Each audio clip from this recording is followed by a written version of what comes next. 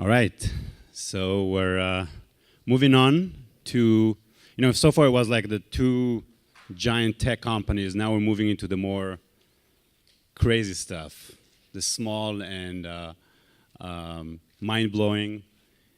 And out of these two additional talks we have, our next speaker is from a company called Mindride.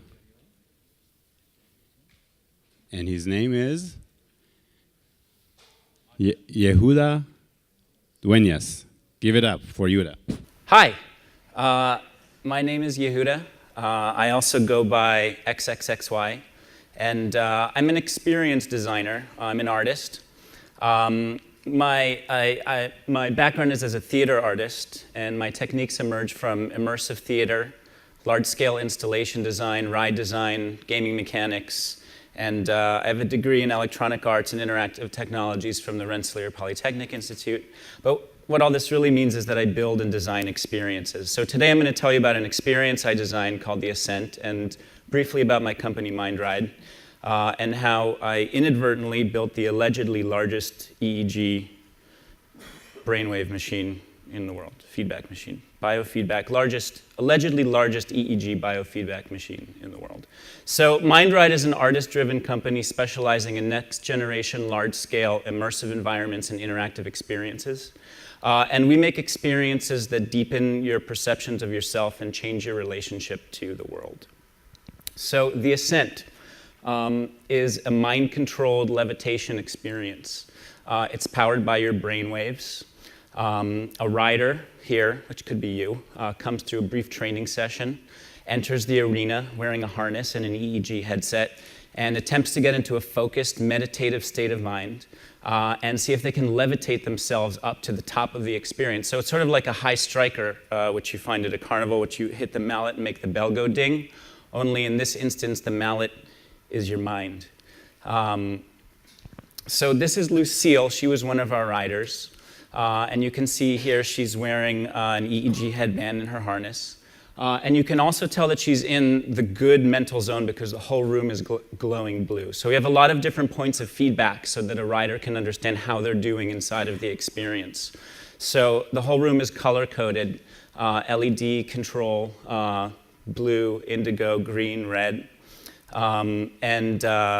There's also a lot of low frequencies. So we have an array of subwoofers that pulse and vibrate your body and tell you how well you're doing. The faster the pulsing, the better you're doing. The lower the pulsing, you're not so much in the zone. So her goal is to levitate herself all the way up to the top.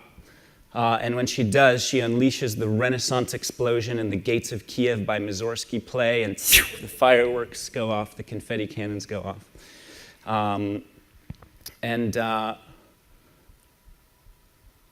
So the experience is full of these contradictions. You have to completely forget about winning and achieving in order to make it work. It's a very loud, extremely intense experience. And so you really have to contend with yourself and whether or not you can get into the state of mind in order to make it work. And when you do, you create this enormous spectacle for the people watching. And here's Lucille's epic win. We have several levels of win. One is the sun comes out, but she also she ignited the confetti cannon as well. So it's built for an audience to watch, and the audience stands on an observation deck with an array of subwoofers underneath them so that they're feeling the same rumbling vibrations that the rider is feeling. We built some OSC apps so that audiences could monitor how the rider is doing, and we'd also like to start working on some augmented, so you could hold your device up and get stats and see how somebody's doing. We also, when you win, we have a photo booth, so it snaps pictures of you, and if you opt in, it'll load them onto your Facebook page. Very briefly about the technology, we're taking, and this particular one is an emotive headset. We use a NeuroSky headset in the actual experience. We're reading the EEG brainwaves. Right now, all of your brains are producing these tiny little electrical frequencies that are a result of your synapses firing. So your brain, your skull is emitting these micro frequencies. So these sensors pick them up and they're translated into what are called EEG signals, cephalograph brainwaves. So basically, we are taking your brainwaves, processing them through our software, and translating them into lighting cues, rigging cues, and sound cues. So I developed this at RPI, the Rensselaer Polytechnic Institute. This is MPAC. This is the new Experimental Media Performing Arts Center that they built there, which is an incredible, extremely highly advanced performing arts center. And I began there, this is in 2010, and I began trying to figure out ways for people to creatively defy gravity. We heard earlier about the superhero thing. Mine was I wanted to fly. I wanted to figure out how to fly. So this is me hanging in front of a rear projection screen. We used Arduino, so I've got an Arduino with an accelerometer on my chest, and above me is an Arduino with a compass. And we have a little C compiler that's sending UDP packets. This is just a Unity, this is the Unity demo from 2010, if you remember the Unity Island demo. So we changed some scripts around, and we were just enabled me to wear a flying harness and fly around through the Unity Island demo. So we were asked to show this at a gaming conference, and we realized that we wanted to build a cave, like a six-sided video environment that you would be flying around in, but it was cost prohibitive, and there were a lot of technically prohibitive for where we were at the time. So we decided to go to a head-mounted display. So we use this HMD. This is in 2010, and this is what we created for the same exact content. We created two different landscapes. One was a space landscape, another one was the Unity Island demo. And you flew around through this environment and played this game. So obviously 2010, this was before the Oculus Rift, so I'm dying to see if we can translate all of this into Rift land. And so we were then approached by the artistic director of the space that I mentioned earlier, MPAC, and he said, we have this automated rigging system that no one has used. Can you translate your software into this automated rigging system, into a physical environment? So I said yes. And we began experimenting with their automated rigging system and trying to get user control to the automated rigging system. And so this we made with TouchOSC. So we had a little iPhone app that you'd strap to your hand. I'm not doing it in this. My software designer who's sitting behind the computer is actually doing it. But using a D-pad, accelerometer, finding different ways that you can manipulate yourself through space. But I kept saying I want to get rid of the controller. I don't want to have this video game controller. I just want it to be an embodied experience. So we began researching brain interfaces, and this is an undergrad student that we were working with. So we got the emotive headset, and we wrote some code and put it on her head, and we said, okay, close your eyes and focus. And we got this. And this was a really incredible moment for all of us. It was like Raymond Kurzweil meets Leonardo da Vinci meets George Lucas. It was totally mind-blowing experience. And so I said I wanted to just build an experience based on this single axis ride, straight up and down, based on the EEG headset. So that's how we created the Ascent. This was our first session that we did at MPAC, our alpha session. Cut to a year late, this was in May of 2011, cut to June 2012, a year ago, where we remade it using all new software, all new hardware, different rigging system. So the experience goes, you enter the space and you're led down into this very calm environment. You sign a terrifying release form, and then an attendant comes and takes you and puts your EEG headset on, and you get to play a little video game that basically you get to understand what it's like to affect the system. This is my father who did it. This was at MPAC. And then you get your harness put on, and then you're led up into the arena, and your ride begins. So you can see this guy here. He's not in the zone. He's in, the whole room is glowing red. So this is another one of our riders, Terry, and this is he had an epic win with full confetti. So this is the last minute or so of his ride.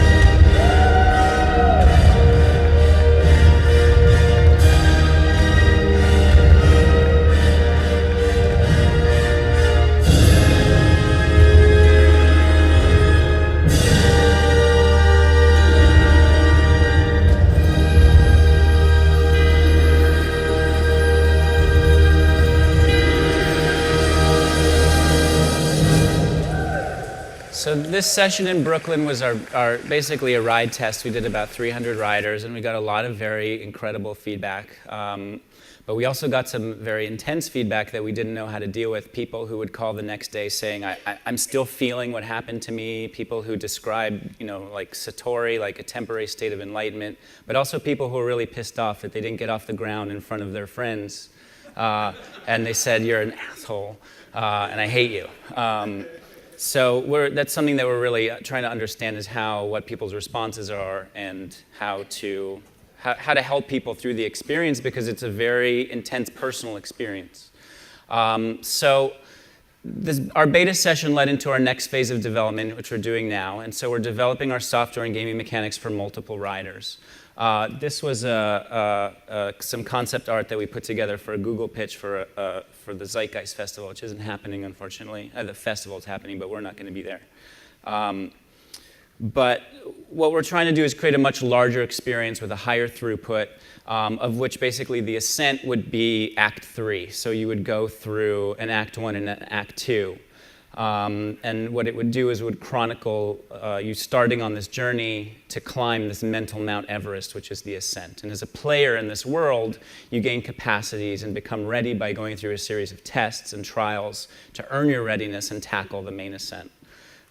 So you enter this world uninitiated, and as you progress, but you progress by undergoing a series of experiences, trials, temptations, death, and rebirth. It's all right out of Joseph Campbell.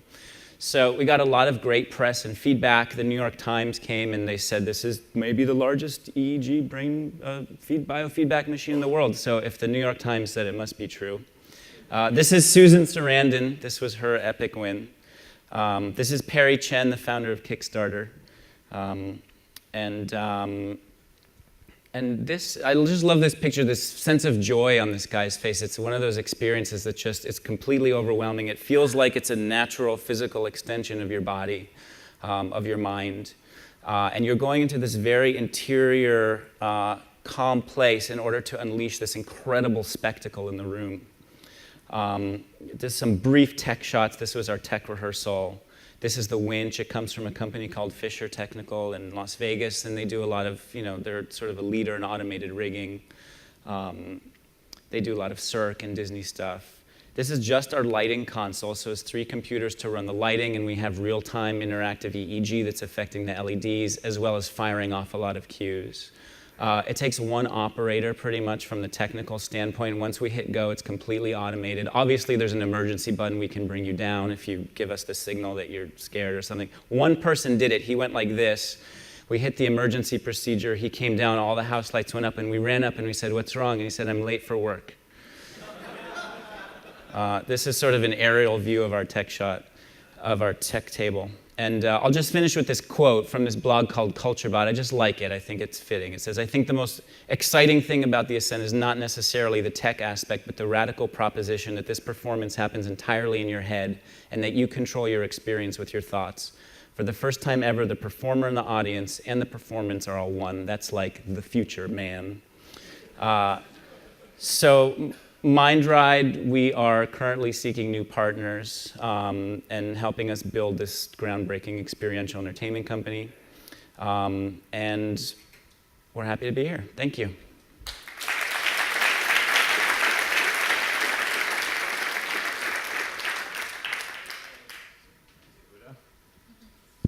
Okay.